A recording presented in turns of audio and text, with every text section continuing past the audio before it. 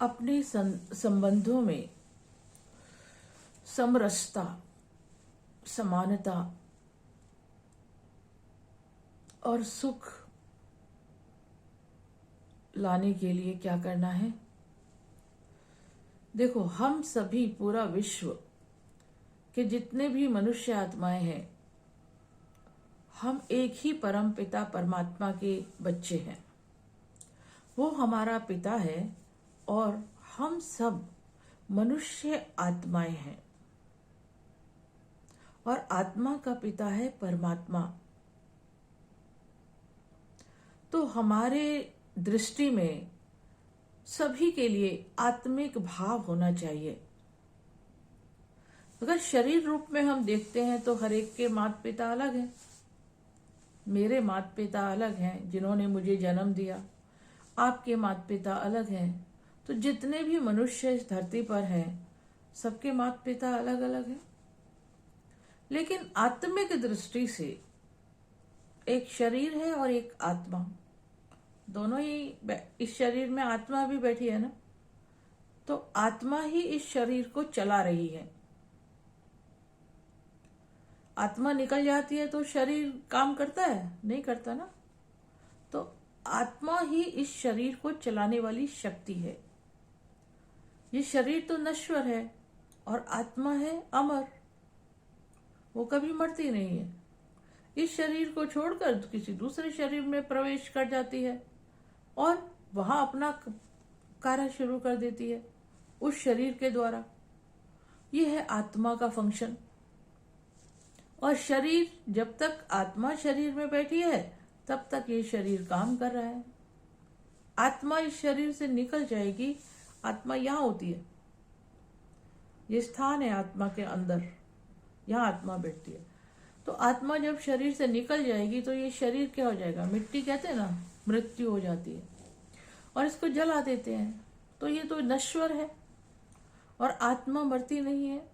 वो इस शरीर से निकलकर किसी दूसरे शरीर में प्रवेश करके वहां अपना कार्य करती है। फिर उसमें पूरा होता है तो उस शरीर को भी छोड़ के फिर किसी तीसरे शरीर में प्रवेश करके अपना कार्य करती है, क्योंकि वो अमर है, मरती नहीं है। तो हम सभी आत्माएं जो अपने अपने शरीर में बैठी हैं यहाँ पर, आत्मा अमर है और हम सभी आत्माएं उस परम पिता परमात्मा के बच्चे हैं। वो भी तो परम आत्मा है ना, परम जमा आत्मा परमात्मा। तो हम सभी आत्माएं उस परमात्मा के बच्चे हैं। वन गॉड कहते हैं ना, one God one word family. तो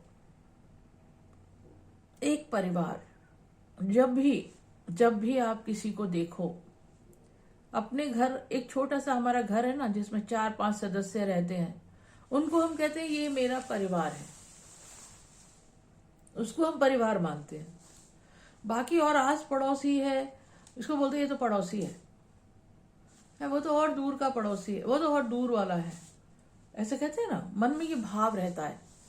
लेकिन अगर हम मन में ये सोच बदल दें कि ये मेरे ही परिवार का सदस्य है, किसी को भी देखें, सुबह से शाम तक किसी को भी देखें और मन में किसी को भी देखकर ये फीलिंग आए, अपने परिवार के सदस्यों के अलावा किसी को भी देखकर ये फीलिंग आनी चाहिए, ये भी मेरे ही परिवार का सदस्य है।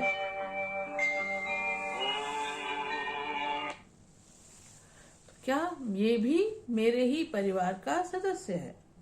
वास्तव में ये सत्य है कि सभी, पूरा विश्व एक बेहद का बड़ा परिवार है और वो उस परमात्मा जो बेहद का पिता है, हम उसके बच्चे हैं।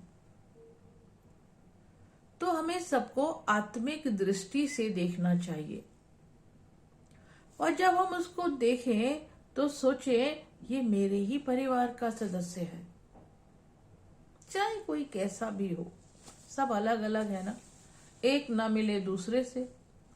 पद पोजीशन में भी अलग है, शक्ल में भी अलग है, क्वालिफिकेशन में भी अलग है, धन धान्य में भी अलग है, सभी अलग अलग है, अमीर गरीब है।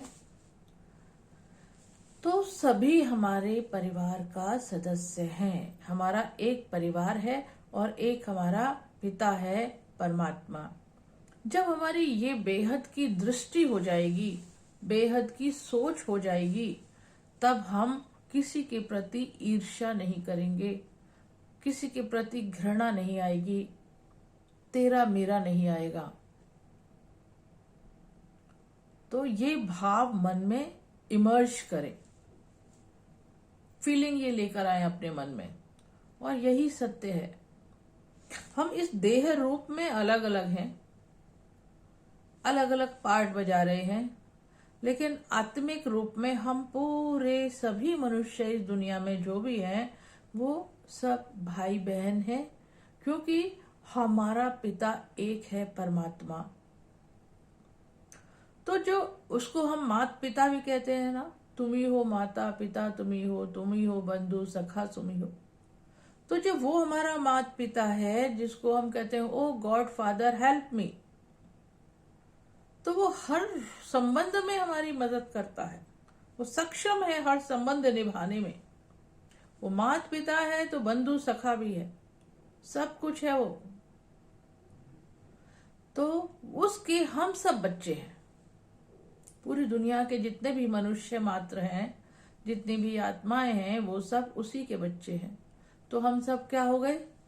उसके बच्चे। तो आपस में हमारा रिलेशन क्या हो गया? भाई बहन। तो एक परिवार हो गया ना। जो छोटा घर में रहते हैं, जिस घर में, वो हद का परिवार है, और ये पूरा विश्व एक बेहद का परिवार है। तो जब भी हम किसी को, थोड़ी सी आपको अपने मन की सोच बदलनी है, बस खाली एक संकल्प चेंज करना है कि मुझे ये पूरा विश्व मेरा ही परिवार है, और जिसको भी मैं देखूं, जिसके भी मैं संबंध संपर्क में आऊं, बातचीत करूं, ये मेरे ही परिवार का सदस्य है। तो कोई कंपटीशन की फीलिंग, कंपैरिजन की फीलिंग, ईर्ष्या या घृणा, ऐसी चीजें स्वतः ही समाप्त हो जाएंगी, और एक आत्मिक प्यार हमारा डेवलप हो जाएगा सबके साथ। तो सोच के देखो, सभी अगर ऐसे सोचने लगे और ऐसे बन जाए, तो कैसा सुंदर माहौल हमारा बन जाएगा, और हमारा मन शांत भी होगा और सुखी भी रहेगा। तो यही राज है सुख और शांति का, कि हम सब पूरे विश्व की आत्माओं को एक ही परिवार के सदस्य के रूप में देखें। जैसे हम इस छोटे से परिवार को देखते हैं, तो आपस में क्या होता है? सब अलग अलग है, फिर भी हम क्या सोचते हैं? ये मेरे ही परिवार का है ना, ये अपना ही है। तो सिर्फ वो छोटे से परिवार को अपना नहीं समझना, पूरा विश्व मेरा ही परिवार है। तो धीरे धीरे मन में ग्लानि, घृणा, कंपैरिजन, तेरा मेरा, ये धीरे धीरे समाप्त होने लगेगा। तो ऐसी सोच पैदा करें और इस पर काम करें। तो सबसे पहले तो सुख मुझे ही मिलेगा, सुख भी मिलेगा और शांति भी मिलेगी। तो सहज है, मुश्किल तो नहीं है। इसको अपनी जिंदगी में धारण करें, और यही सत्य है, यही सत्य है। तो सत्य को धारण करना तो क्या बड़ी बात है, हा?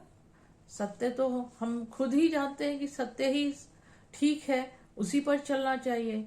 तो इसको अपने जीवन में धारण करें, तो धीरे धीरे हमारे रिलेशन भी मधुर होंगे और मन को भी सुख और शांति मिलेगी। ओम शांति।